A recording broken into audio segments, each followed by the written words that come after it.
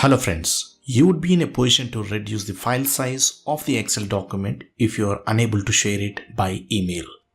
In that case, you would be definitely requiring this trick to identify the size of each worksheet in an Excel workbook so that you can delete the unwanted space to reduce the file size. In this trick, we would be using the VBA code. Go to the VBA editor window, insert a new module,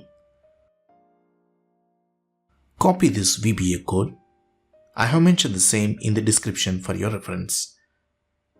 Paste it here. Go back to the Excel sheet. Run the macro get size. You will see a new worksheet created at the beginning which will show the size of each worksheet. Now it is up to you to delete or maintain any particular sheet which is occupying unnecessary space. Got it? So in this way you can get the size of each worksheet in an Excel workbook. I hope you enjoyed this tutorial. If yes, please give me a like, share and comment. For further more interesting videos, please do subscribe DP Tutorials.